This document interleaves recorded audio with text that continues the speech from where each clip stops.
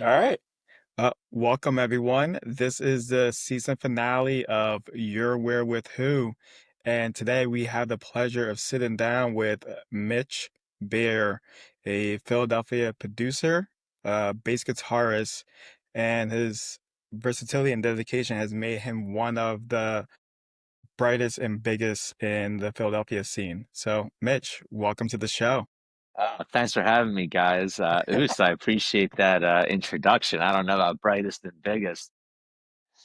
You know, it is a amazingly small community, so the fact that anyone knows my name here is pretty rad. I do take pride in it because we have some of the best bass players on the planet here in Philadelphia, and we are a city of amazing producers and bass players.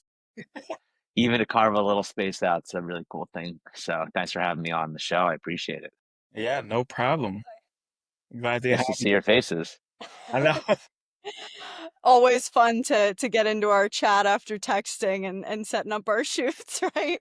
Yeah, absolutely. And I do apologize. Thank you for being flexible with me. But, when the work calls, duty calls, you go work. No, yeah, Absolutely. no worries, no We get worries. 100%. Yeah. As a way to like kind of dive right into it, if you don't mind like giving us like how you originally got into playing music, the bass guitar, or that's where you started, if there's other instrument that you began your journey initially in. Well, it'd be fraudulent to say I didn't play some music growing up, but, I said to say like every kid plays a little piano. I did play in the like middle school and high school orchestra. I played the flute. And then in about 11th grade, my nice flute was stolen. No. And I just didn't play again. That was kind of just like, and I was the kid who didn't practice and could go to his lesson and be okay. And I was okay. I was okay. And then my senior year of college, like when I went to college, I fell in with a couple different groups of friends that were obsessed with seeing live music. And so we saw like 200 concerts. And then I had another group of friends that went and saw a bunch of DJs. And so we went and saw a ton of EDM shows. Now, this is the early 2000s, so EDM is a little different Yeah. today. Um, but I spent all this time around music, dancing and being a part of it. And is this the PG-13 show or is this a rated R show? I don't really know what the Up to you. Yeah, everything great. Whichever way you So want to run it. so for the sake of being real about it, my senior year with some buddies, we ate some mushrooms and we're listening to like some of our favorite music in our apartment. And I had a hallucination that my favorite bass player told me to play the bass. Phil Lesh from the Grateful Dead like told me to play the bass. My roommate had a bass, and I walked into his room and he's watching Dazed and Confused while he's on. Okay. Yeah, And I'm like, perfect. I'm gonna play your bass tomorrow, and he's like, yeah, okay, sure. And I Yeah. walk out of the room and I picked up his bass the next day, and 3 weeks later, I bought my own bass. Wow. And that was in 2003, in the fall of 2003. And my goal was to play one show, make one person dance one time the way that I had been dancing at concerts all through college, because it was just like I wanted to give back. And the first show I played, 50 people were dancing, and I was like, oh boy, I guess I could probably do this more. Yeah. And, 20 years later, it's still the most fun thing in the world for me to do is to play live music for people. So that's kind of like that's the rated R version of the not for kids version of how I really do what I do. And a lot of my life professionally has been this like, hey, I'll try that. Let's go see what happens. Like with the mushrooms. Hey, I'll try that. Let's go see what happens. Right.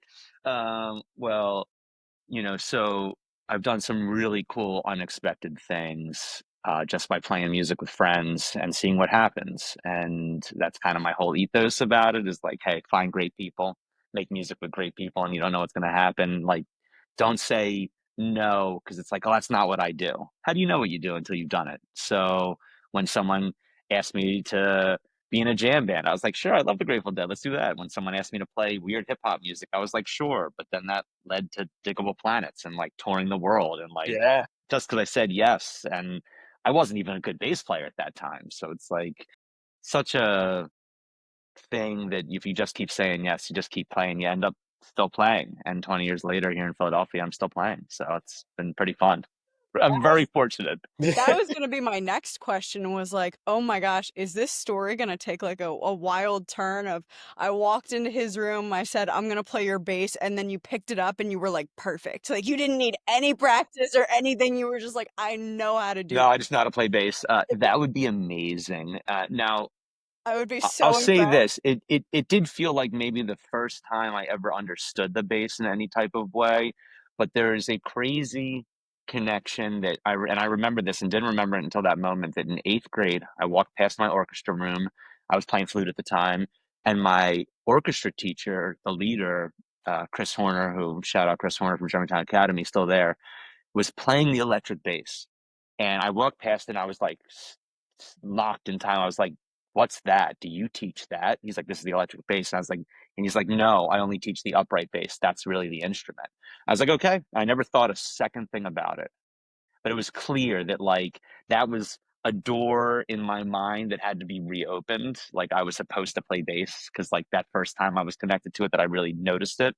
But then I had my next door neighbor was a sick bass player, and he gave me a couple lessons, just like, "Hey, do this when you're hearing music. Think about it like this. This is the job of the bass."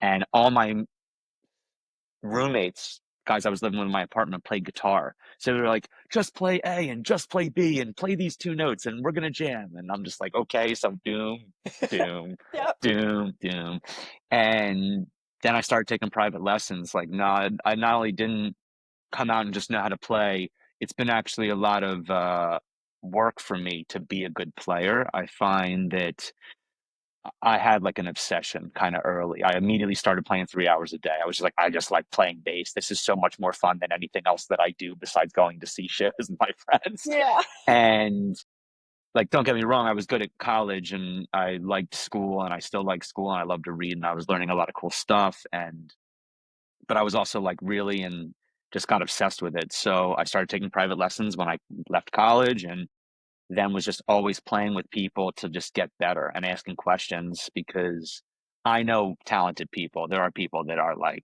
that doesn't make sense that you're able to do that. You just kind of know how to do that. Like when I watch my kid play the drums, who's 5.5, I'm like, that doesn't make sense.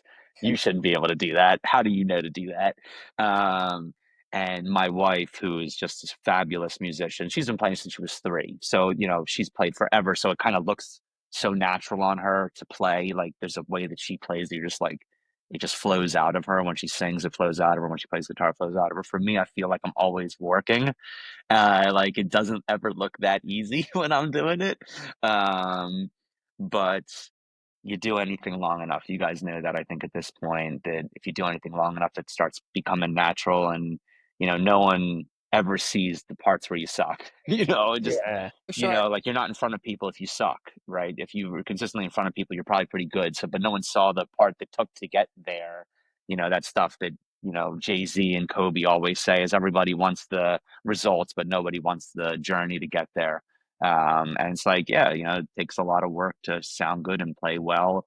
And the people that play in this city are incredible. So it's just like, oh my God, I'm gonna go home and practice anytime I see anybody because I'm like, I can't do any of that shit. Um, but yeah, so that's how I started playing, and it's really continued to take me cool places in the studio to learn how to produce records with incredible record producers, and then to building studios, and then to teaching other people how to make music. And it's been a pretty fun 20 years of just like, what the heck is even happening right Yeah. now? Yeah, especially when I started, my parents are like, "You're doing what?" I'm like, "Yeah." And they're like, "No." What? Like, don't worry about it. It's fine. It's fine, and no, no, it's not fine. But now at But this point, now they it's get it. fine, Now Oh, right? of course, now it's fine, and I think that it's a two-way approval street where you have to prove to yourself that you actually want to do it by staying with it and staying with it a long time. But then other people that you appreciate and respect, like I love and respect my parents. They've afforded me a lot of opportunity to be able to dedicate time and energy to this, and they've helped a lot in the journey. But like, you got to do it for 10 years to show them you're really serious about doing this shit. Otherwise it's like, oh, okay, cool, kid. That's another thing you're going to do for a year and a half, and then you'll be on to the next thing. And when you prove otherwise, you gain more support. People start rallying around it and seeing like, oh, this is what you're about. I like what you're about, you know. So that's the really long answer to a short question, but I feel like it kind of gives you perspective on where I come from a little bit. Yeah. Absolutely. No, It, that's such like a broad overarching, like everything that you discussed. There's so many different things that you've done in your career, and like I want to get all into like the producing side of things and the Sure. playing side of things, and also some of your mentorship because it's so impressive just how many different things that you've done. Let's Um, not get crazy. you said uh, Usman gave me a big build up on the introduction. Now you're giving me one, so yeah. no, thank you. yeah. Which one of those do you want to pick apart? Well, I think maybe a great way to kind of jump in is chronologically. Like you started off, walked us through a little bit of how you got into playing, but where did you go from there? Like, how did this really develop into, what it is for you now? So in 2003, I started playing. I left college, and at the time, Craigslist was kind of like the only way to connect with people doing what you were doing, at least that made sense in any way, shape, or form. And there were message boards for musicians looking for gigs and looking to play. And I had no one to play with after leaving college when I was playing all the time. And I went on Craigslist and met one or two people and jammed with them a little bit. Then found a cover band where I played my first gigs, was on Craigslist. We did two shows. First one was better than the second, but we did two shows. And I was like, I want to keep doing this. And then the one guy went off to college and that fell apart. And I found another guy had this amazingly hilarious post about the Grateful Dead. I think it said something like, I'm looking for like all the other members. I'm Jerry without the heroin. And I responded, I'm Phil Lesh without the drinking problem, because I was obsessed with the Grateful Dead. And Yeah. then we found someone was like, hey, do you want a Donna, who was the singer? And this girl, Chelsea Viacava, shout out Chelsea, still one of my favorite vocalists in Philadelphia. And my buddy Danny, all four of us met on Craigslist together in that band, played 70 shows, recorded a live album and a studio album all in its first year. And then the band broke up and we were grinding, and that band really showed me what work, if you put in work, what you can do. You can do some really cool things. And in typical rock star fashion, it fell apart. The guitar player and the singer were dating each other. They fell apart. And then me and the guitar player had a real falling out over some unkind words that were said. I think maybe felt more from one end than the other. But when that band broke up, some nasty things were said, and I kind of realized it was like put up or shut up. And the band that rehearsed next to us was like, "Hey, we love you, and you know your band broke up, and some of us want to do a different thing. You want to get together?" So started playing with other guys and other guys and other bands and other bands and other bands, and about a from 2006 until 2000 10 or 11, I mainly just played live music and would record with those projects, but that was playing shows. And then in 2010, I got the opportunity to go on tour with Diggable Planets, and we did some US dates and then some Europe dates. And I was like, I'm out of here. This is gonna, like, this is it. And of course, that was the end of that. And, you know, I did a Europe thing and then it didn't happen again. Um, and, you know, shout out Diggable Planets, Sea Knowledge and Butterfly. I owe them a lot. I really learned a lot on the road with those guys. Just, you know, amazing artists and Grammy winners and a decade older than me, and really had been to the top of the mountain and bottom of the mountain and back up again. And you saw in their journey kind of like what the industry looks like. And I wanted to be more in the industry. And in about 20, I guess 2012, I met, I had the opportunity to meet a producer that I really wanted to meet, Joe the Butcher Niccolo, who's 9-time Grammy winner, Lauryn Hill, the Fugees, like Cypress Hill, Rough House Records, you know, like one of Philadelphia's most important producing icons. And I paid up to have someone introduce me to him. I knew it was an opportunity, but I made good on that opportunity with Joe. And probably within a year of having met him, I became his session bass player and brought some of my other people together. And we started making records with Joe. Shout out to my crew, the Mechanics, my buddy Andy Meyer, my wife, Bo Rains, Brian Fitzy. And he had a garage studio. So we called ourselves the Mechanics, and we tune up people's records in That's his awesome. studio. And all the while I was watching kind of this master who, by the way, doesn't play a lick of music, right? This guy cannot pick up the guitar, but Wow. he just knows how to make music sound like music from other people. And, his story is unbelievably legendary. I'm not here to tell other people's stories, but, he basically was told that he should quit the business. And if he wasn't going to quit it, then he can work on this rap shit, is what, his mentor and his brother said to him. And, now 160 million records sold later, I'm sure that, he's very grateful that that's how the experience that he had. But I learned about working with artists, all the stories he would tell me. I learned about how the pieces kind of fit together and making better records. And, he would have this famous thing where it's like, nah, kid, it sounds too much like music, I learned about playing less, being more refined and understanding how the parts are supposed to work together in a record. And so I started making records for other people over the last 10 years. That's, led to some very cool things like the plaque behind me and the project with Tierra Whack. Just some ideas that I made with a buddy of mine that somehow ended up on Whack World. And, that part of my journey started in around 2013. And 2013, I joined the Recording Academy also. And then in a couple of years, I was on the board. And that's when the mentoring piece kind of really started, because I started becoming a mentor with the Grammy U program in about 2017 and 18. And I'd never really done anything like that before. But I was like, I could probably help a college student at this point. Yeah. Like I know something about this Yeah. business.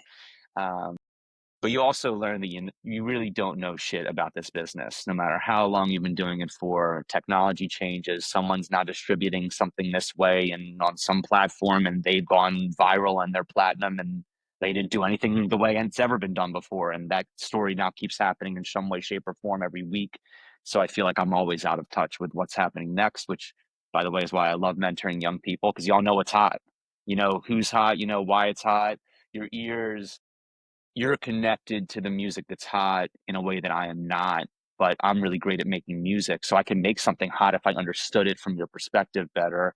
And so I'm always trying to work with young people. I feel that the future, the vanguard of what we're all about, and creative, rebellious, young energy is infectious, and it keeps me on my toes. Like, oh shit, you're coming for me, like. I think young songwriters just have a lot of magic that they just need to be shown the way of, like, hey, fix this here, or hey, protect your money this way, or hey, are you looking at this like a business, or are you just kind of, following the river, which, by the way, is what I've done for nearly 20 years. But now at least I understand the business a little bit from wanting to, and from being around people that have really capitalized on the business. But still, like, it's ever changing. And, what do I think I got you a chronology to like 2016, or so much. And then in 2019, I built the Retro City B Room with the guys that own Retro City Studios, and that made me a studio owner for the first time. So I kind of really entrenched me then in the music business, and that was a whole new experience, a owning a real business with multiple business partners. Human Resources was a record label in Philadelphia that Sony ended up buying, but I think Ray is a part of the Human Resources Sony tree, and they had like a lot of young rappers, Poundside Pop, and they were using some other like producers like Ike Beats, and those guys were just running our studio like during COVID all the time. These guys were in the studio. I was like, wow, I have a real business with people that have platinum records. I guess I'm in the business. And then getting other record labels and other producers and mentors to work with me on things kind of really made me like, okay, I guess I'm in the music business functionally in this way. And like when Sony is writing me a check, whether it's for studio time or for a record that I produced, or for managing an artist and his record got produced by somebody else, I really have found myself in the business over the last 5 years. And as much as I am a creative, I find the business like this fascinating game of chess that's like a changing game of chess all the time. And mentoring and teaching about that is really cool, because it's so challenging, it's so hard, there's no one right way. Like I call it the gospel according to Mitch. 80% bullshit. And by the way, I think anything anybody tells you, no matter how good they are, is 80% BS. You only need the 20% that really resonates for you and works with how you're approaching your journey, because what works for this person will not work for you. Everyone's journey is 100% individualized. Now, there's things you can take from everybody else's journey, and you should, learn from everybody else's journey. But they didn't have the failures you've had. They didn't have the wins that you've had. They've had their own set of failures and wins, and where they come from informs how they interact with people, which I think is the whole business Definitely. entirely. So I know I'm kind of running my mouth to get you up to speed on the We love whole it. thing Yeah. of it, but I Perfect. also don't want it to be lost. You mentioned the mentoring thing, and I love working with young people and helping them. But I have real mentors. I'm in my early 40s, and there are a handful of record producers and people in this business that I call for advice, that I go to when I don't know what's next, that have pulled me aside to tell me I'm fucking up, that pulled me aside to say, hey, like, I don't know where your place is, but right now you haven't figured it out, stuff like that, and kept it real with me, even when I know that's not the conversation they want to have because they like and respect me.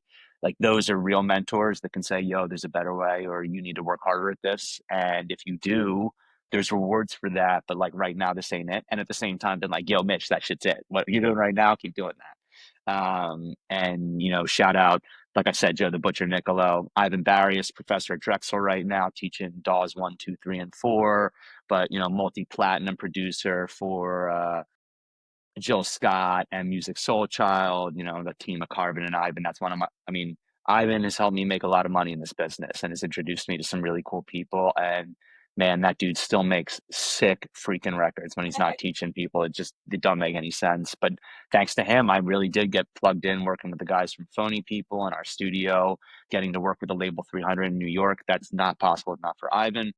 Shout out David Ivory, who's been one of the more instrumental people in kind of opening my eyes to what a long life career in the music business looks like. Guitar player to recording engineer to studio owner to record producer, multi-platinum, gold, and he's done all those things. And he has a nice home in the suburbs with a full family, and now he teaches at Monco, and it's like, wow, that's not the worst life this guy has. And I kind of see myself in that same like musician, record producer, business owner, teacher type thing where he's always about helping young creatives get more dialed in on what can make them find their way in this business, which is kind of what my entire ethos is at this point, while I'm still finding my own way in this business.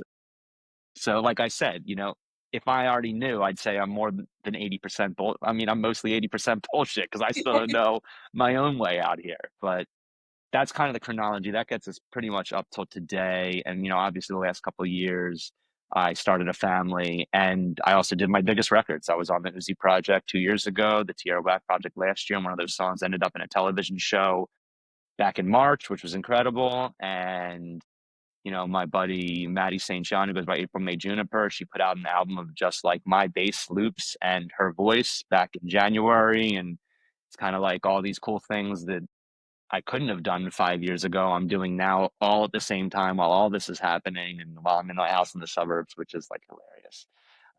But so that brings us to today, Kate. The big question that I have is like, how on earth do you find the time to even juggle all these different balls in the air? Like it's so much and it's so Yeah. insanely impressive, like the versatility. I want to touch in a couple minutes on your versatility in the music space because that's something I think is really interesting about all the projects you've worked on. Like there's not a lot of genres that you haven't Yeah. touched. And I think that Very that's cool. super interesting. Yeah.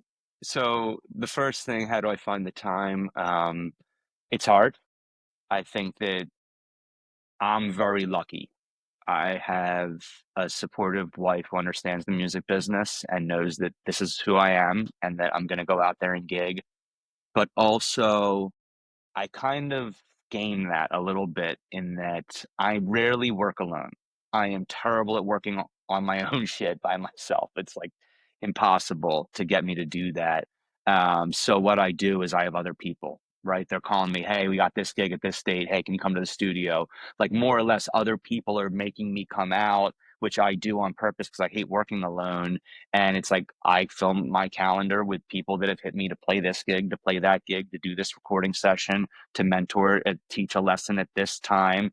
I'm now working at, I got hired officially back in March, I guess, to work at Abington Senior High School. They have a really incredible after school music program called M3, Modern Music Makers. And they brought me on to coach in the program. But it's like they bring me out of the house every other Thursday. I know I'm going to be there. because that's what they've asked of my time. So I want to spend my time and I'll say this to say, I'm not just filling my calendar. I want to do all these things that I'm doing, and I'm making them force me to go do these things. Um, you know, but I say yes to everything that I think can be impactful. I'm looking for impact.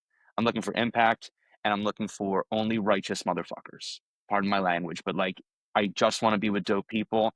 I'm very lucky that after the 20 years I've spent in music, I really am only working with people that I respect and trust and have a real relationship with. Mhm. And I'll happily touch on relationships, hopefully, for an extended part of this conversation if you want to. I think it's the most important thing we have in life and in the music business. Like, Yeah. but I also think life and the music business reflect each other like a mirror.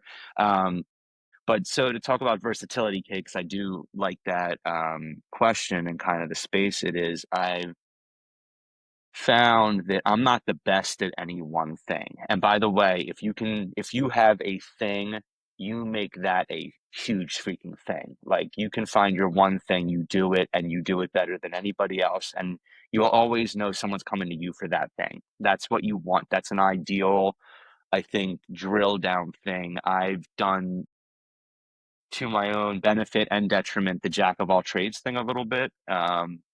And again, it's a combination of like, hey, sure, I'll try that. Like, why not? Like, I can learn something from that, and I'm doing it with somebody that seems cool. So of course I'll play weird hip hop music that became the Cosmic Funk Orchestra with C Knowledge that then became Diggable Planets. Sure, I'll work on a pop record or a EDM track. I mean, why not? Right? Like, someone else is inspired by this, and I can experience something new here. And I think that that's the most amazing thing about music is you can't know it all. Mhm. It's an unknown sized universe, and that's what's so special about it. And you can learn something from anybody, which is mostly true in life, but not always. I think you have to be careful about what you're learning from some people. But in music, it's like, do you want to learn this genre? Sure. Like, why not? Like, I can't say I understand hyperpop, but if someone asked me to work on a hyperpop record, I'd say absolutely. I'd also preface it by saying, that's not what I do yet, right? And Right. you know, in full disclosure, like the Uzi track behind me, being on Pink Tape, when shout out my absolute homie Ben Thomas, the best that there is, as far as engineers and young producers go. I owe him everything. I have a number one album credit because of Ben. And I was driving in LA through the hills, taking some meetings in LA, and I get a call from Ben, and he's like, "Yo, how's your metal bass playing?" I think those were his words to me, and I was like, "That's not something I would Yeah. hire me for."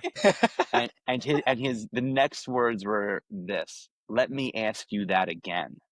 And I was like, "Oh, is this what I think it is?" He's like, "Yeah, this is what you think it is." I was like, "Yeah, it's good enough." He's like, "Right, it's good enough." So, when he sent me the Uzi track, the cover of Chop Suey of System of a Down's Chop Suey to work on, I had to figure out how to do it. And I learned a lot in the 3 days it took me to record that 97 seconds of music that ends up being based on that record. I think I spent 7.5 hours working on that little piece of music. And I called in my wife to help me to like play with a pick better. And I called my like best metal bass homie, buddy, mentor. Shout out Liam Wilson, playing with In Flames right now on the other side of the world in Dillinger Escape Plan.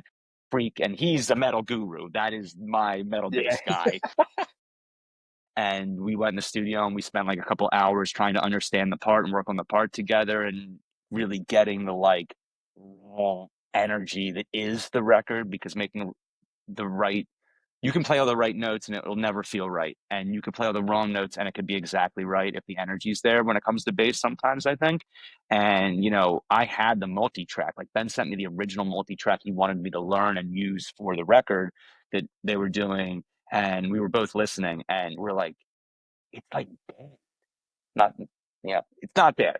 It's not clean playing on the bass. And it's like, almost to get that, I had to focus on being sloppier than I would typically play in Mhm. part of my playing, and I'm playing with a pick, something I rarely ever do, and I really grinded to make that happen.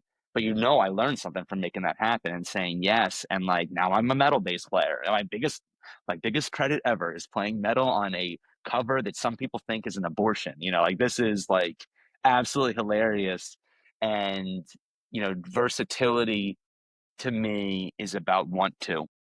Hey, I want to learn something new. I want to be available to try something different, and choosing, you're making the choice not to be an expert in one thing, which could argue could be a bad choice. Like that's why it's the gospel according to Mitch. That's what works for me.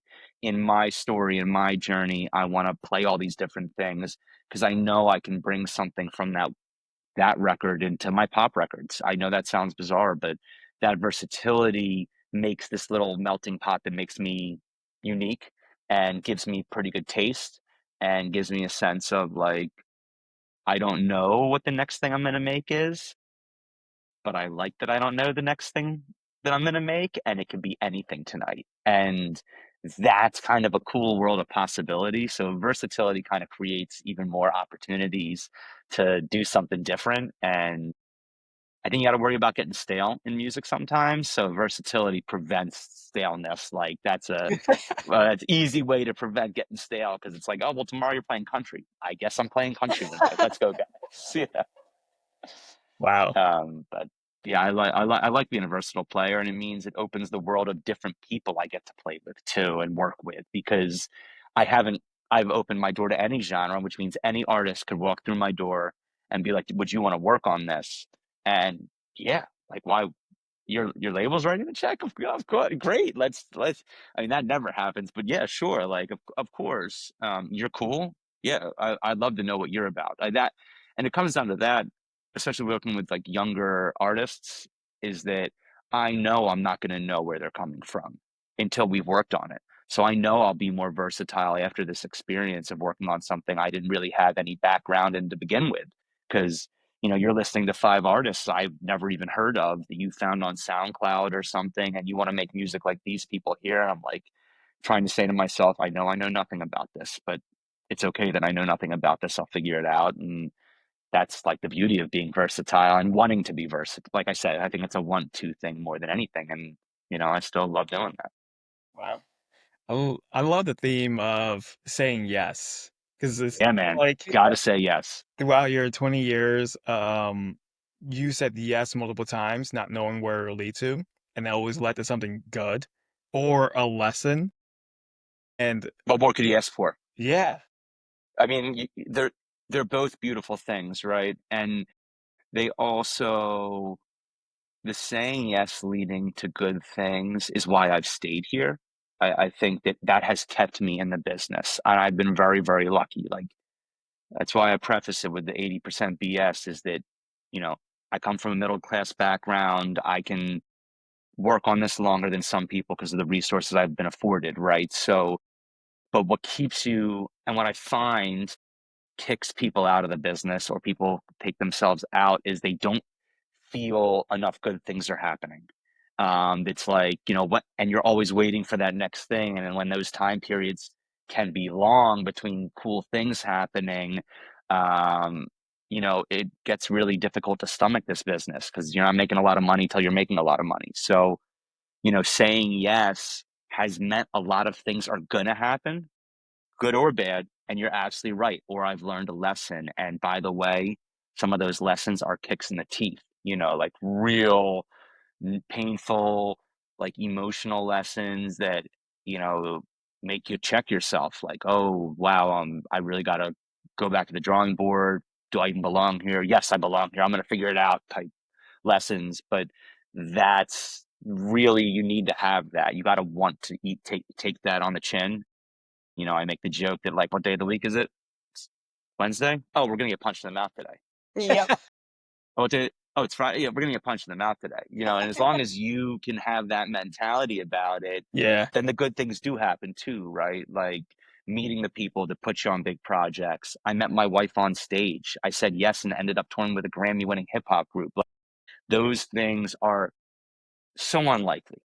All those things are so unlikely, and they just kept happening. How can I leave, right?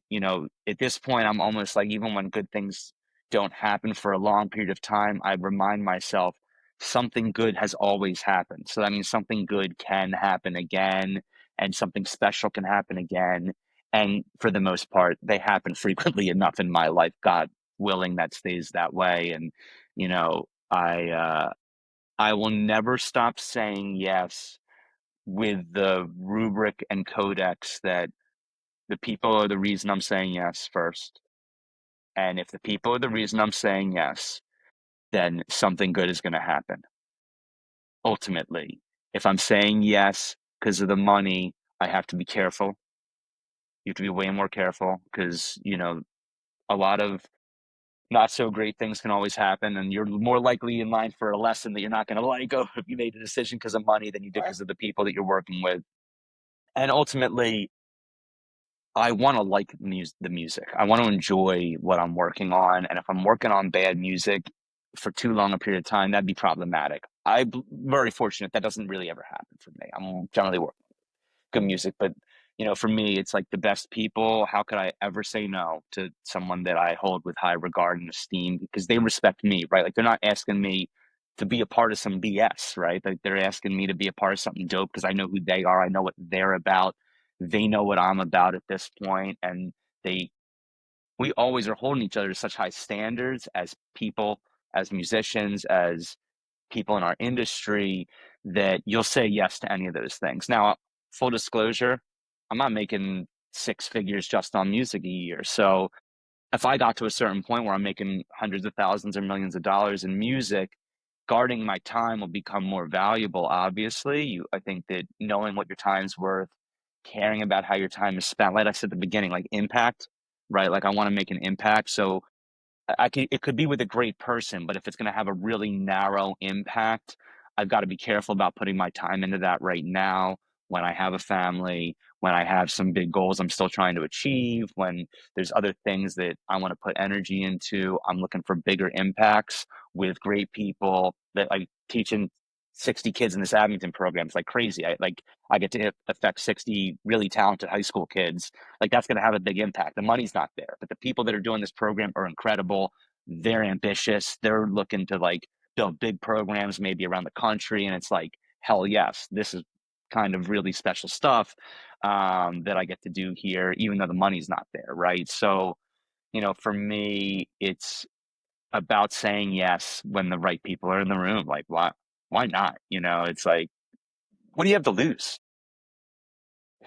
It's the people that are saying, like, I would ask the people that are saying no, is your time that valuable yet that you're saying no to that?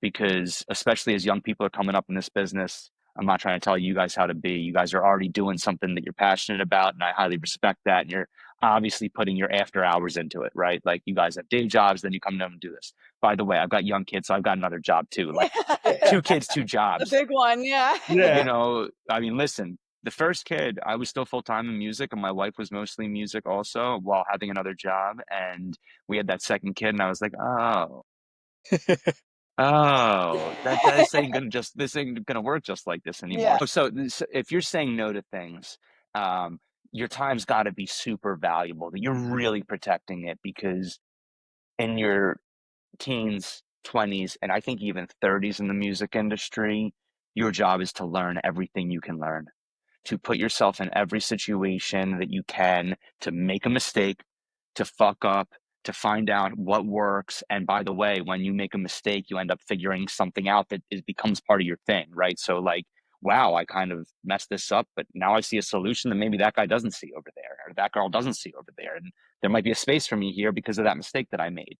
So if you can survive financially and you can find a way, because your job is to stay in this business no matter what, that's my whole ethos. Whatever I got to do to tell you to stay here 6 more months, I'm going to do it. Just keep staying in the business because something cool can happen if you stay, not if you leave, right? So just say yes where you can learn and that you can learn about people and, coming back to understanding people and understanding humans and who you're working with and why you're working with them and what long-term relationships really look like. You could be working on something that's hot. You're in the same room with these people. Oh man, we're making this sick album. But are you going to call that person in 5 years and ask about their kids? Mm. And knowing that that's who I want to work with, because someone like Ben Thomas, right, who's really special, doing really special things. When he and I text each other, the second thing he says is like, "Yo, how's Levi doing? How's Bo doing? Your wife, you know?" And it's like, this dude does not have to ask me that. This relationship doesn't need to be at that personal level, and it is. And that's why it's so important to me, because I know for the next decade, while he's off doing the most insane things in this business, he's going to call me from time to time. I get to come along to part of his journey. And having a relationship like that where you care about who each other are, what you're working on, what your families look like. Yo, you've had a tough month. Yo, I got your back. you know that's very different, and that's what makes this a long-term business. And that's why in your teens, 20s, and 30s, you should just be meeting people and working on things regardless of the results, man. If you're caring that you're on some big project, you've already missed the mark. If you care that the podcast episode gets 1 million views tomorrow, you're dead. It's not about that, right? It's about getting better at your craft and finding the people you want to work with and staying at it as long as humanly possible, that you can look back and say, I did all this, that, like, when you're saying what I've done is impressive, like, I don't look at it that way. But if we're being honest, like, some of it's pretty rad. I know it's Yeah. pretty rad, and I'm grateful for all of it.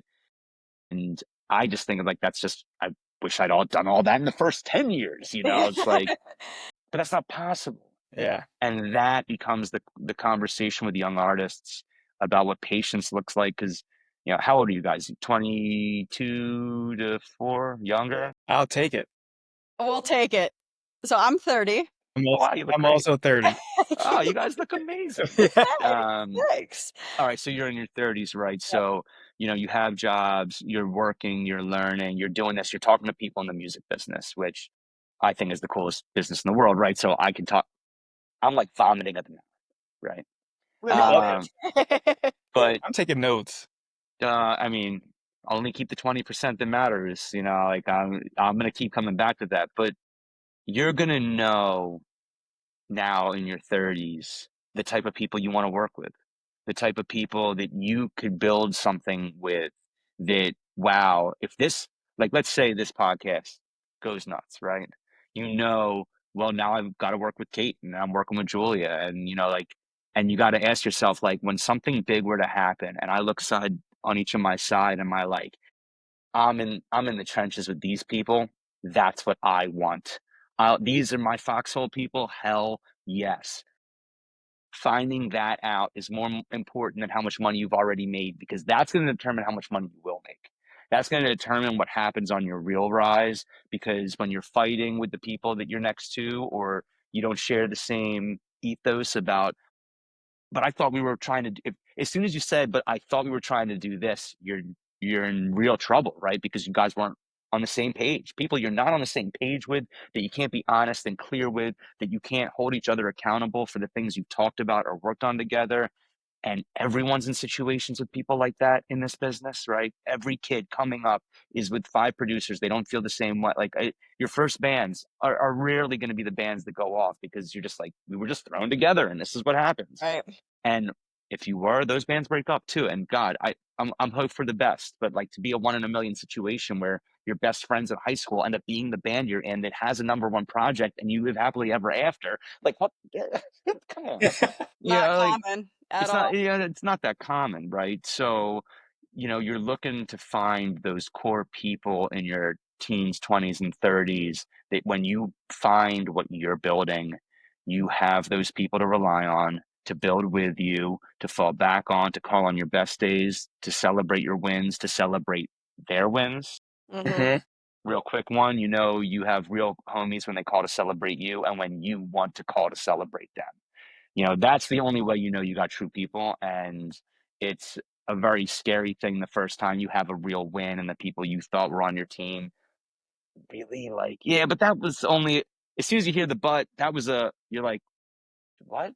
Yeah. Like, I had a good day. Like, you don't want to, oh, I guess we're not really ride or dies, because I call you on your good day.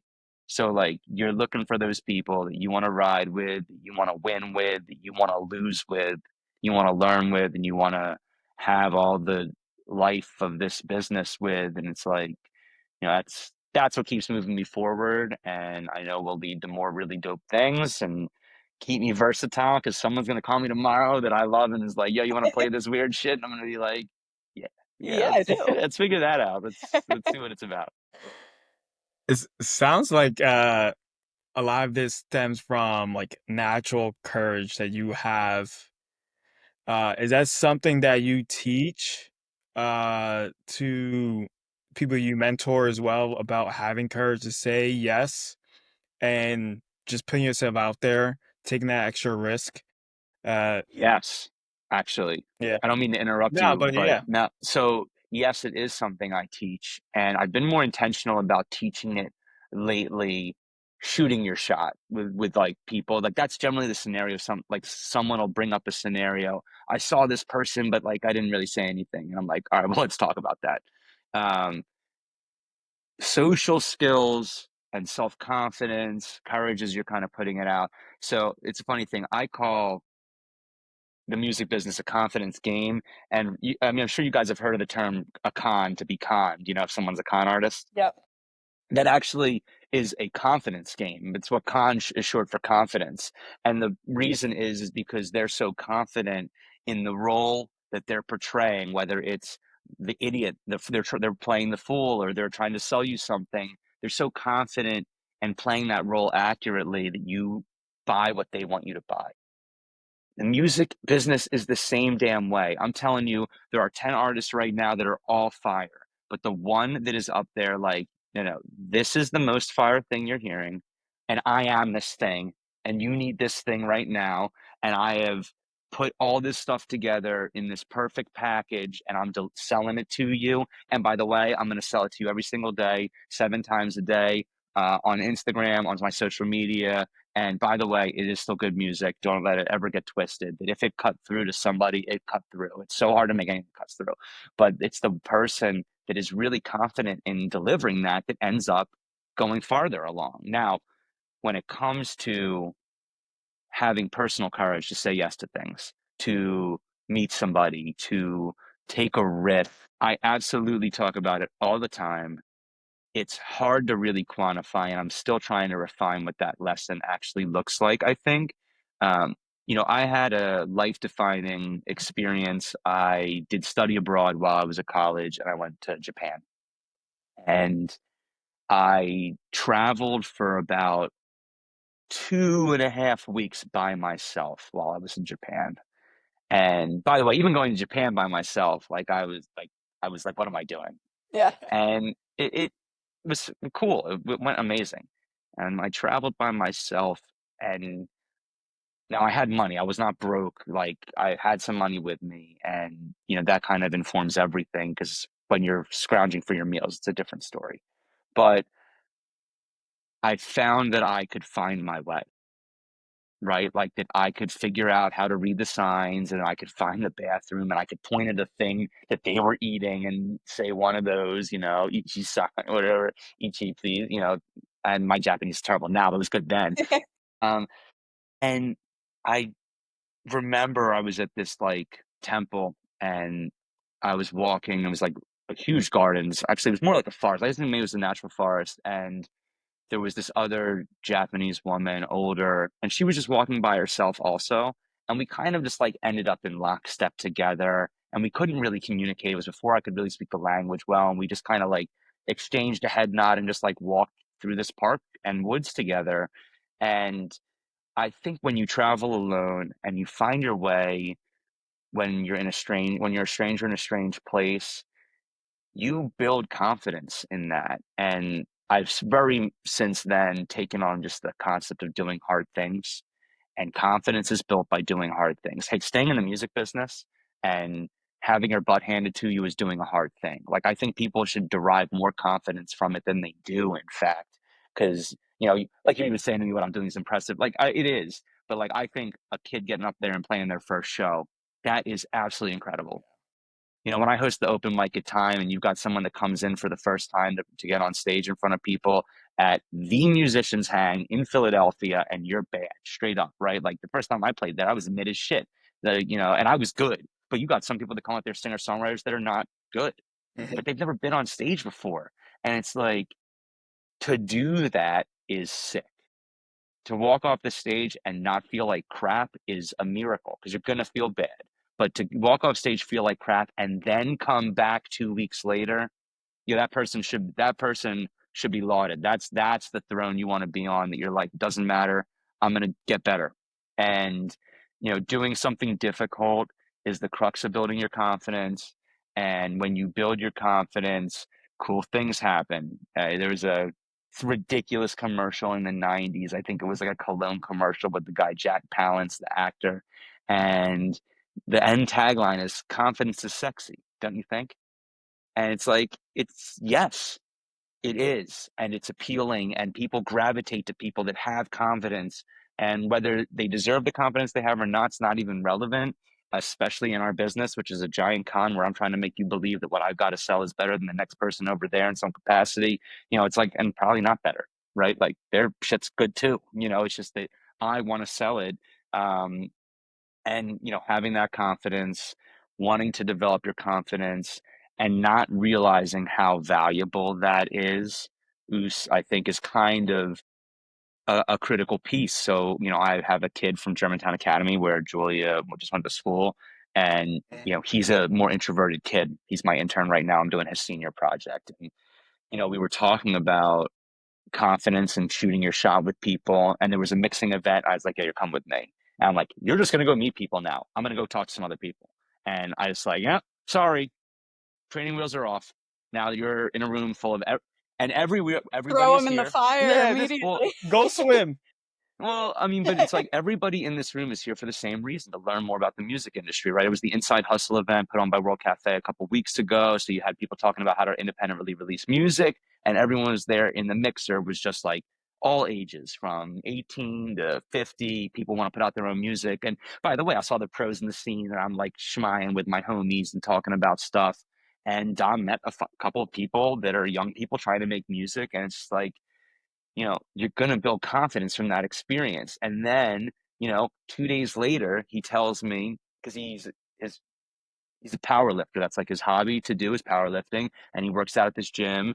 And there's a famous YouTuber that I was even trying to sell a song to at one point that goes to this gym. And he mentioned him to me. He's like, yeah, but I've never talked to him. And I'm like, well, what do you got to lose, dog? Yeah, I lost it. Recording stopped. I think we still got you on our end. Okay. It says okay. But so he like told me like a week later, yo, I went over and talked to Steve. I was like, what do you mean? It's like, yeah, I just like said what's up, and that we're kind of neighbors, and I appreciate it, and like, and we just talked for a couple minutes. And I was like, that's what I'm talking about, dude, because you had no relationship with Steven. So even if you bomb, what's the difference? You'll get better at bombing in the future, and then eventually you won't bomb, right? You'll connect with someone that's really dope. For me, uh, and I'll put people on here. There's this guy, Chris Voss. He wrote a book, Never Split the Difference. It's a negotiations book, but his concept is tactical empathy. It can be used in any and all situations. I'm, by the way, using the opposite of that now because I am answering your questions. And normally I would ask you questions because interested people are interesting. So building confidence, especially in having conversations with people, is about not talking about yourself at all, because then you don't have to even be confident about yourself, right? I just asked you, yo, Oos, what are you working on that's exciting you right now? And you are going to fucking talk for 20 minutes. Yeah. And now you're going to want to talk to me again because you like talking about yourself for 20 minutes, Yeah. right? Like, obviously, Mitch is going to want to talk to Kate and Oos again because you are letting me talk about my life and what inspires and impassions me. And that's a win for me psychologically and emotionally. So Chris Voss talks about that and about how to just interact with people in a way that they are going to want to talk to you more, and they're going to want to see, and they'll start seeing you as someone they can trust and start seeing you as someone they respect, because you're not just talking about yourself. Mhm. You're making them feel like whatever they're contributing is of value to you. And there's a lot of techniques he teaches within it. Everyone should read his book, watch his master class. You want to get better at being with people, talking to people, learning people, which, by the way, as I've said, this business is all about people. It's 100% about people. I keep repeating myself, right? Like the same themes over and over and over again. Um, the burden of leadership is repetition. And if I'm going to try and pretend to be a leader in this space, and at this point, I guess I'm pretending to be a leader in this space, I'm going to repeat myself because I feel like the same lessons are core. They're simple. Like, yo, who you work with is everything. So relationships are everything, right? So that's, if you have that one thing in mind, whenever you go into any scenario, could this be a special relationship? What's it going to take to make this a special relationship? And obviously, am I going to live up to the expectations you have for me as a player and producer and artist in whatever capacity we're connecting over? Well, that's what you're shooting for. This long term build with someone that could be a special person in your life for the next decade.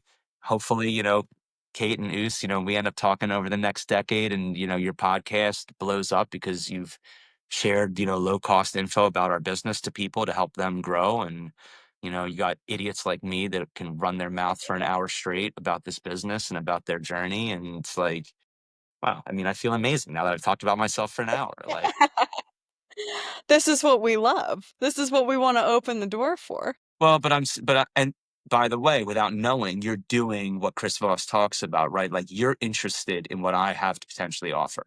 So you have me on your podcast, and now I get excited to talk about my experience with you. You get what you want. I get what I want out of it, which is to talk about my career and hope it helps somebody else, right? That some kid that's lost because they don't know the next thing.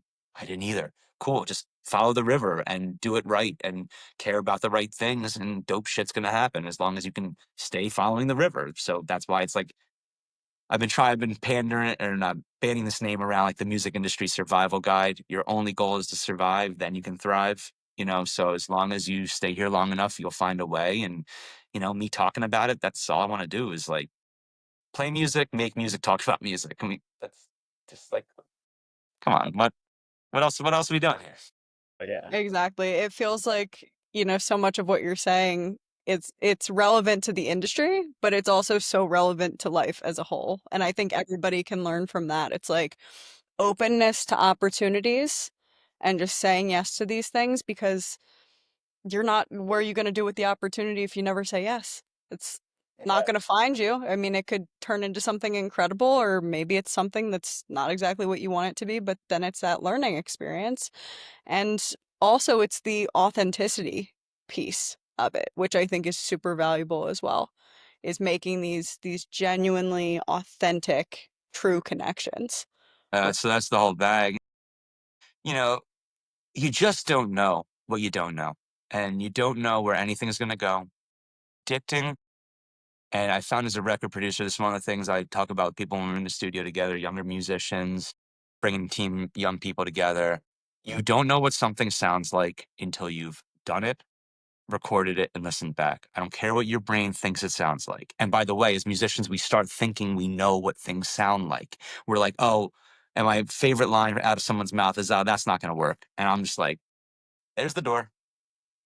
Because you do not know that that's not going to work. So what we're going to do is we're going to do it like it does work, because that's actually the David Ivory piece. You haven't tried something until you've done it exactly right and tried it exactly right with intention. It's supposed to go this way. We're doing it this way, not where the bass player doesn't care or the guitar player's not playing it. No, it's got to be, now that it's been done right, we're going to listen to it.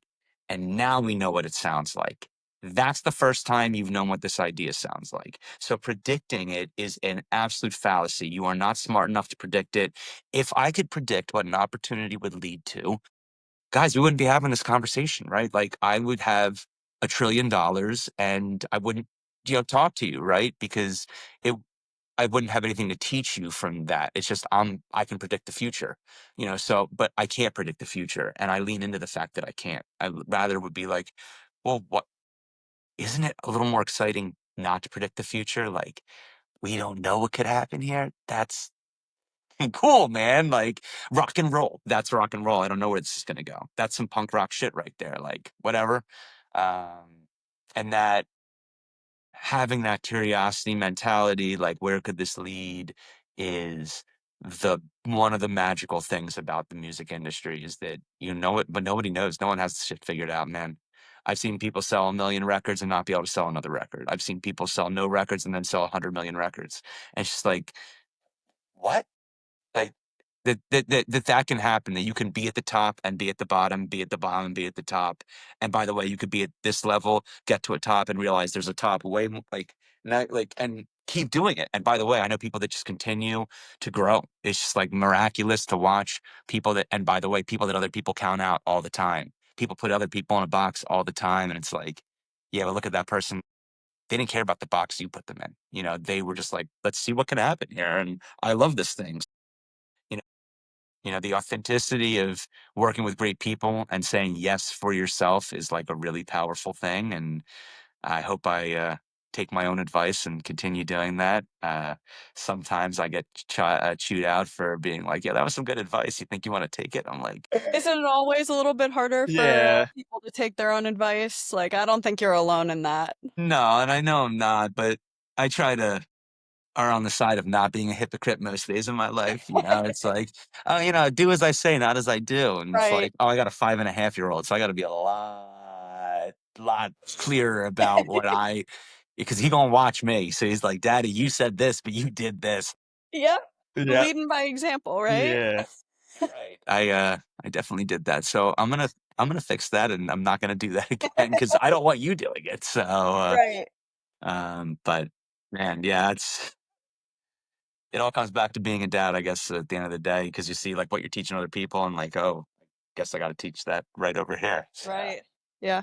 That's a great segue into kind of a greater question too. Like, where in the next, I know you bounce all over the place and have a billion and one different things that you're doing with your family and your career and your mentorship and all these programs. But even though you can't predict the future, what would you like to see yourself doing in 5 to 10 years? wow, great question. It's a loaded one though. Yeah, it is. There's things that I want to make sure I accomplish. Just my wife and I have talked about. We moved it'll be 2 years ago, I think in June or July. Well, I guess officially slept here for the first time on my birthday 2 years ago. So it's like in August, it'll be 2 years I've lived in this house. But we had a studio in our old place, and we don't have one here. So over the next year, to build a studio on our property and like really have a creative space here, as kind of not a real like where do I see myself, but just like important things, because that's a important thing for me to do at home. Man, I'd love to. I've had the fortune of like touring with Kevin Bacon and the Bacon Brothers a little bit. I'd love to do a little more touring in my 40s. If I get the opportunity to perform with a big artist, I'd love to be on stage with some Hot 100 artists. I think that I'm well equipped at this point in my career to do that. The opportunity hasn't presented itself yet. Half of it's my own fault because there's skills I don't have. I would love to be on stage with some really big people over the next 5 years. Want to I want to have my first record on the Hot 100. I've not had a record on the Hot 100 yet, and that's really important to me.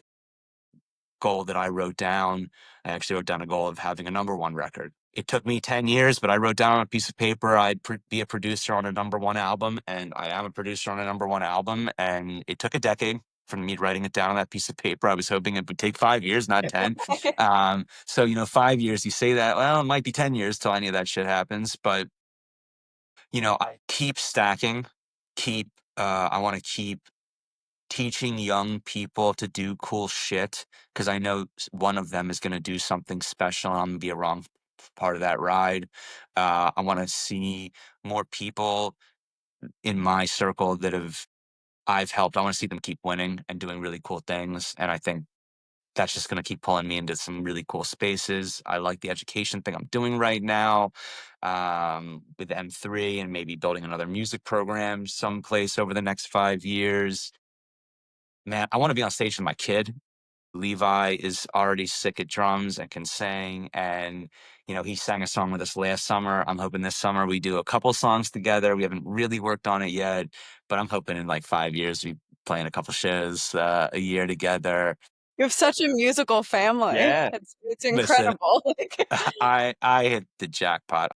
I'm not even kidding. My wife is she's just one of those people when she picks up her instrument, it just makes sense. It just when she sings, it's just like that's what soul looks like, and that's really special what she's capable of doing. And it's clear Levi's got some of that talent, and we've done a good job not teaching him and just like letting him be musical, and he's gotten good at it, and we do have a musical family. And last year when we were on stage, after Levi sang a song with us on stage, like I was like half in tears and thank my wife for kind of making my dream come true, which was that I would be on stage with my family. And, you know, it's so crazy that something simple like that can be so powerful, but it's really magical to the three of us playing a song together.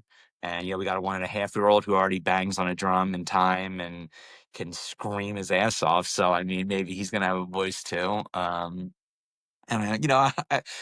Family band, that'd be super rad if I we are love doing that. some beer family shows. And ultimately, Levi and his brother, Lucky, like I want them to be able to play music together and have music together. And I think over the next 5 years, that'll obviously happen.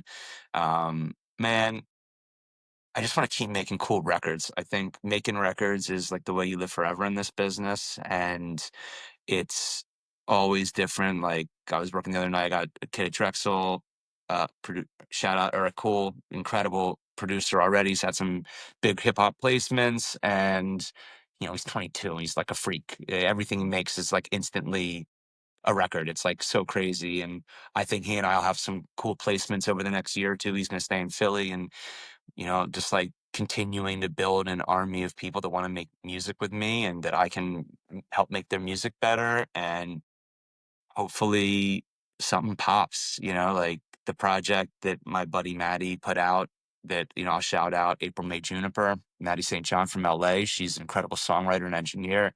My first mentee with the Recording Academy that we are extremely close friends, even though we're 20 years apart. She is amazing talent. I was saying sent her a bunch of bass loops, and somehow she sent me back a project, and it's called Songs for a Pawn Shop. And we just put out the first video last month. I think we're gonna put another video out from it this month. Damn, I'd love some of that shit to like go off because that's like me in my chair with my instrument writing something I'm sure no one will like, and she turned into an entire project that I'm in love with. And it's like, wow, that's the most me thing I've ever made. So, more stuff like that where I can be myself fully as a musician and producer and with people that want that from me and getting that from my friends. Like my goal for this year was to only have songs, records, and projects come out with people I love. That was just like a weird philosophical goal. Mhm. And so far we're on pace for that. So it's like, what a beautiful thing. Like, what more could I ask for? Oh my God, that is so encouraging. It is. Uh, it's very hopeful, for me, because this is something that we launched, I think maybe about a year and a half ago. Yeah, Um, and I think every season has gotten a little better. Like we've learned throughout Absolutely. this journey. just get this much better. Yeah. It's all it needs to Right. do, right? And it's like, yeah, yeah, you just gonna, that's all it's gonna be Exactly. for a while. Yeah. But that compounding is everything. That's the J curve. That's Dave Meltzer, philosopher on life, just like 17 years to an overnight success. So like, wow. When you put that into perspective, you just got to stay at it. Like, you don't know what this podcast will lead to. You don't know how big it'll get on its own, but you'll interview the one right person that you build a real connection with, and something else happens because of Yeah. it. So it's like, yeah, like, you know, stay hopeful. I Mhm. think that there's a difference between optimism and hopefulness in so much that like see things for what they are. What you guys are doing is difficult to generate reviews and the marketing dollars and all this stuff from it. It's going to be really hard to do that. You have competition, but why not you? Why can't you be the ones that are successful? All you have to do is stay at it, right? Like if you're smart and you're obviously both smart people, like why can't it be you that figures out how to turn lead into gold, that does the alchemy, that makes something special happen? And any young person making music, they can do that, but they have to know the business for what it is. You have to know the business for what it is. You can't blind yourself to the realities of it. So it's like you can be hopeful because you understand what you're looking at, not optimistic because it's all going to work out. Like that's some bullshit. It isn't all going to work out. And the less you see things for what they are, the less likely it is. But once you were like, oh, well, it's this color fucked up. Okay, well, if now I know that, I can work with this color over here to make that seem less, or to match that color of fucked up and make it work in that vein. It's the people that don't want to acknowledge things or are blowing smoke or whatever. It's like, yeah, it doesn't help because you don't get it. You don't see that it's hard. Like, it's okay that it's hard. Anyone that wants to succeed creatively, right? You have your podcast, I got music, whatever. You're trying to live the dream, that your creativity and your entrepreneurship and your know-how and your grit will be what generates the financial resources and opportunities in your life. Who the fuck doesn't want that? Every single person out here wants that. So if everybody wants that to happen, to make it happen should be pretty damn hard. Just conceptually, like this should be hard as shit. Yeah. But if it is hard, that just means I just gotta be hard. Like, you gotta, like, it doesn't matter. Like, okay, if it takes, I tell kids this all the time, they never get it. Like, yo, if it takes 10 years till you have a hit, do you really care that it took 10 years? And they're like, no, it doesn't matter. And then, of course, a year later, they're like, oh my God, it's taking too long. I'm like, but I said 10 Yeah. years. Like, it's like, you just gotta know it's gonna be that. And as soon as you're like, acknowledging the challenge that you're facing to be where you want to go, to have the thing you love succeed in a certain fashion, then it can happen. It's when you don't acknowledge what it takes, how difficult it is. That's when it's really difficult to make happen. Be hopeful because you see it for what it is, because you're willing to play the game that you're playing the hand you were dealt, and you're going to learn how to play that hand as good as you can play it. And everyone has some bad cards. Like that should tell you that like no one's got ace. Yeah, yes, some people have aces. Fine.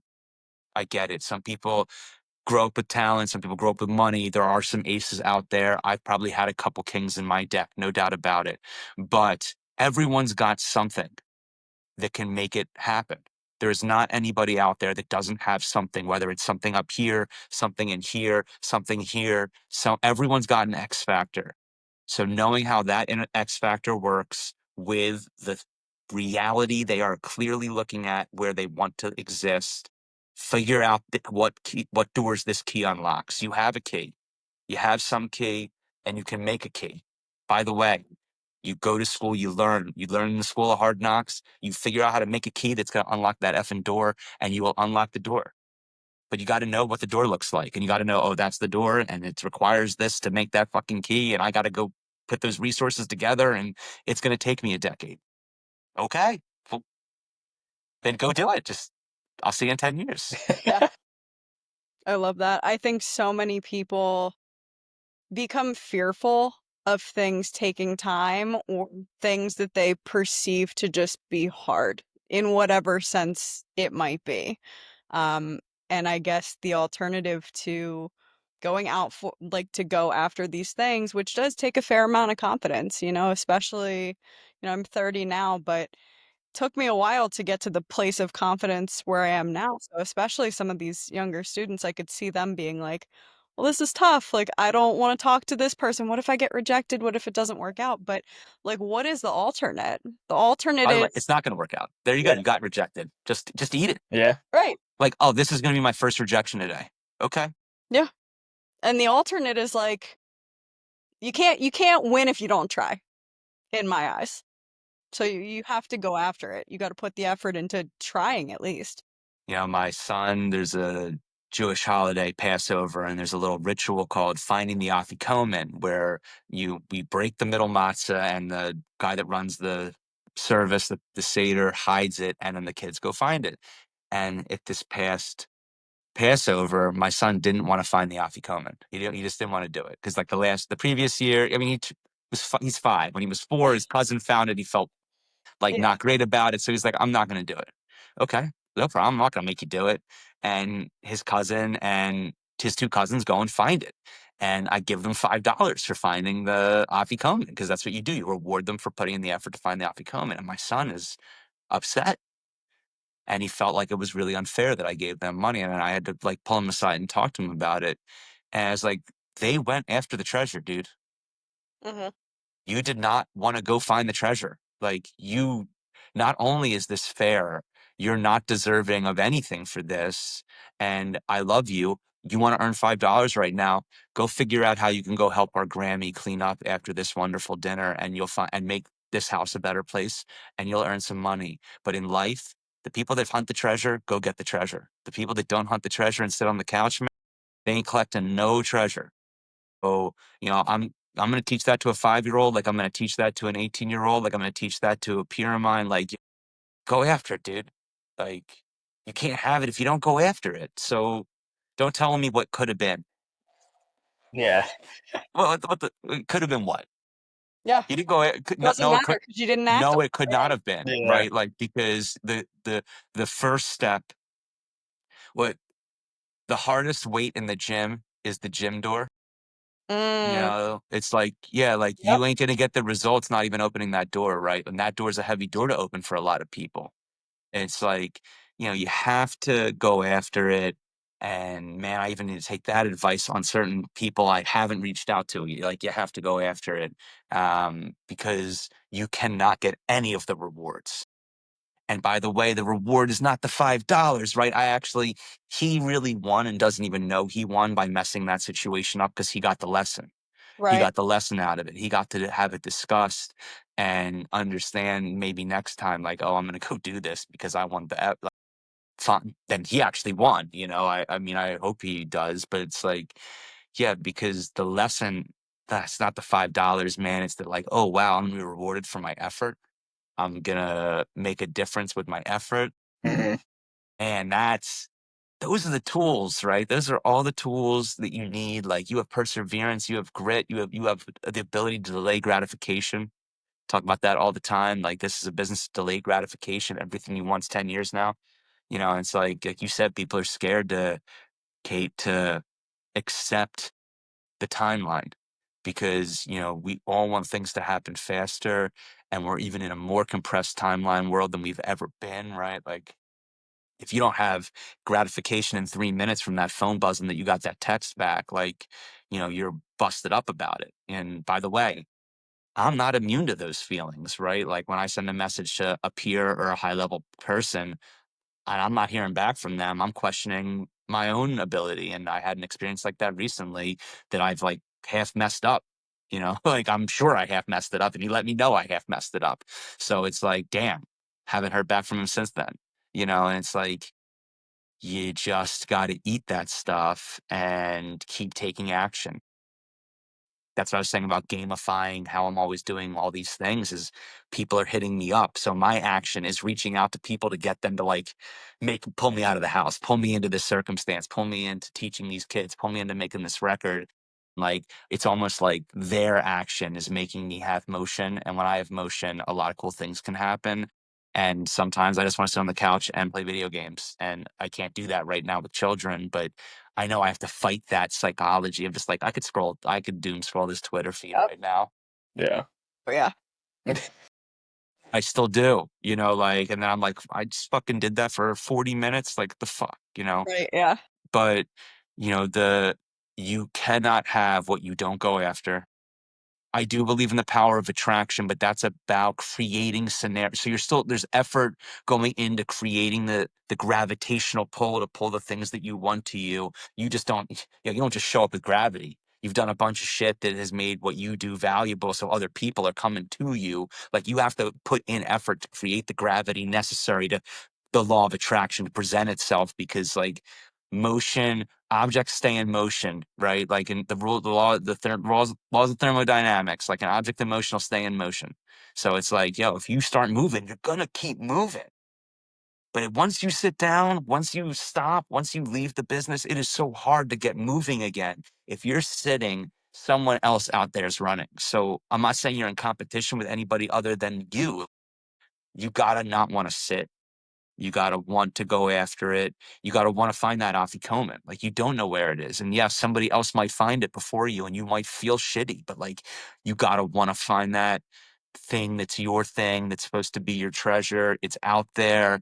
If you haven't read The Alchemist, that's gotta go on the list of, One of my like, favorite books. I love that Same. book. read it every 2 years. I think I've read it 4 times now. I reread it every 2 years to remind myself about finding my treasure, you know? And by the way, it's in the darkest moments that that it is revealed to him that it was at the beginning, right? Like, the magic of The Alchemist is, like, so mind-bending, and I feel like I had read it and I gave my book to a friend, and wouldn't you know, I played a gig with a buddy and he gave me another version of it that same week. I'd given it away. And he gave me the 25th anniversary edition, which I hadn't had. And there's a foreword by the author Paulo Coelho in the beginning of it. And he tells his own story in that foreword, which is the most magical thing. And no one should read the foreword before they've read the story. If anyone that would see this, make sure you read it without reading the foreword.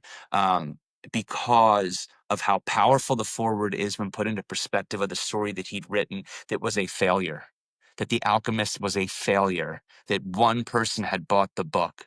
And then it becomes this global phenomenon, this life-changing 160, languages or some nonsense that it's been translated into. And that is just a story of continuing to learn, grow, facing adversity, having confidence, being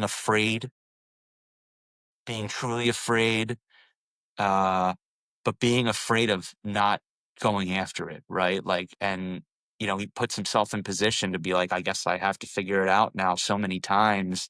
And even, it's like, what's that moment when he's with the alchemist and the kid de Santiago says to the alchemist, well, how come you're not afraid? And he's like, well, I already turned myself into the wind, you know, saying you should be afraid. You haven't figured this out yet. Be afraid and figure it out. But then you don't have to be afraid when you've done it. Yeah, I've already turned myself into the wind. It's like, the fuck? Yeah. Yeah, it's like, I know how to turn myself into the wind. And it's like, but that only comes from being forced to turn yourself into the wind. And, that is, be hopeful about that. I'll come back to that word. I appreciate that you use that and you use that in description of me talking, I want people to feel hope even while I'm trying to hit them with reality, Yeah. Yeah. God. That's incredible. I mean, you have hit us with like so much wisdom and so And now many you're gonna good have to tidbits. parse. You're gonna have to parse an hour and 30 minutes that was supposed to be a 30-minute conversation. Good luck. No, we love it. We love when we get started and the conversation just naturally takes these amazing twists and turns, and Yeah. we've gotten so much good information and advice out of you. Well, And I hope you can package it for people that want to grow and want to get better. And if you find it valuable, I appreciate it. I promise you, only 20% of it's obviously gonna be valuable, which is good. That should make about 15 minutes worth of clips. So we have a good 15 minutes now out of the 90 minutes we were here. You know, I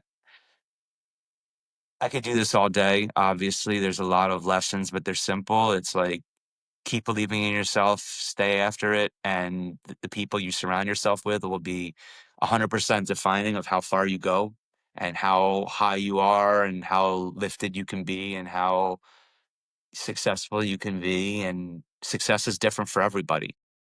If you want to do high level stuff, you got to be around high level people that want to do high level things and do it for the right reasons. And if you do, you're going to look back and be like, this is pretty effing cool. Like, and that, yeah, music's pretty effing cool. So it's like, that's why I'm here, like, come on. That's why we're all here, right? absolutely. That's why we're all part of this. I mean, that is a great final segue into like the question we always love to ask people right at the end Yep. of the podcast. And you've given us so many good tidbits of advice. So Thank you. to dial it down and give us just, one or two, we always love to ask this like two-part question. On one side of the coin, what is one piece of advice if you were, and obviously you do mentor, so what is one piece of advice you would give to somebody that is trying to be in your shoes and would look up to you that you think is good advice? And on the opposite side of that, what is a piece of advice that maybe somebody gave you at a point that you would not give to somebody else that you think is bad advice in this space? Mm. Interesting. I don't know how to answer that second question other than someone said something to me in a conversation recently, and I was like, wow, I just made a video about the opposite of that. So I'll say that she was in a class in New York at NYU, and she said something about a professor saying something to the effect, what are you going to be the next? What is your music? The next this artist or the next this style of music? And I'm like, I'm out on that. The music industry does not need the next Miley, doesn't need the next Chappell Roan, doesn't need the next Michael Jackson. Gone wrong. You're dead. You're a novelty if you're the next anybody because you are not the first you. And we only ever care about the first yous, right? Like, I don't care that who came before Post Malone, that Post Malone's emulating. I care about Post Malone or, who wants to be the next Post Malone.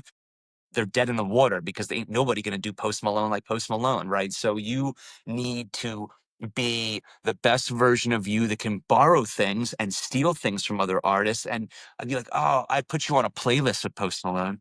That's where you want to be. Now, you don't want to be the next Post. You don't want to be the next anybody because then you're a novelty. You can have one hit because it sounds like this hero that I was going for, but now who are you? You're somebody else. You're dead, right? No one can live off being somebody else. So definitely don't be the next anything. So that's to answer that question. Someone that wants to walk in my shoes or would look up to me, some piece of advice that I would give them, besides the saying yes to everything until it makes sense to say no, which is what I tagline that, say yes to everything until it makes sense to say no. Um, always, let me parse this in the right way possible. You take any gig for 3 reasons, and you always gotta have 2 out of 3, but you can't have this one 2 out of 3. You take any gig for 3 reasons: the people, the music, and the money. Always take the gig for the people. You can sometimes take the gig for the music, but if it's just the music and the money, it's a gig you say no to, because if it doesn't have the right people, you're always gonna regret the money 100% of the time. It's always the people. I'll come back to it all day. It's the people. It's only the people. You want to live your life like me. You think I'm a good role model, which is insane. Do not. But I will say that it's based on the people, right? Like, I have met my wife on stage. I have incredible mentors. I have incredible peers. I could go down a list of names that most people are like, wait, you're friends with this person? I'm like, yeah, like that's my homie. And it's like, that's a remarkable thing that I am blessed to have. Also, I've been intentional about that. I have read books on how to have good conversations with people and how to make people feel like winners and to want to work with me. And I have focused on relationship building, not on networking. Hate networking, but building relationships is the most important thing you'll do in this business and in life, right? As we're saying, Kate, like they're the same thing. They apply in both places. And so with that gig thing, it's like, don't ever take a gig if the people isn't one of the reasons. It just does not make sense. It's always a loser.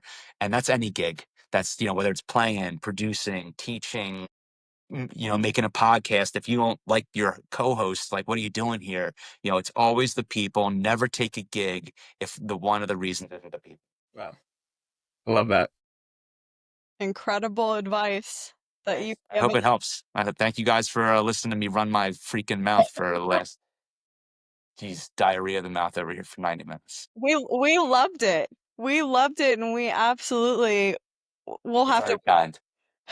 we have to say we always we talk about wanting to have people come back. So we're gonna have to get your follow-up in the next 5 years No, to definitely. follow Yeah, man. through. I can promise this. I'll still be here, right? I'm Yeah. still Yes. going to be in this business. I'm still going to be doing something cool.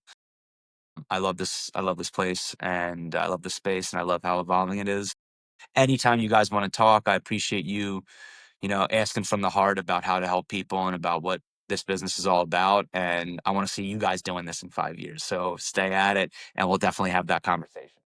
Absolutely. Well, thank you so much for being a part of this and for everything that you shared. If there's anything that you would like to tell the viewers at home, like where they can find you, keep up with your work, anything you have going on to promote. Yeah, I mean, always check out the IG Mitch Beer Bass. I've talked about the music business every single day for almost 1,000 days now. My goal is to get to 1,000 straight days on my Instagram. I mean, it's really to go more than that, but so, Mitch Beer Bass at IG.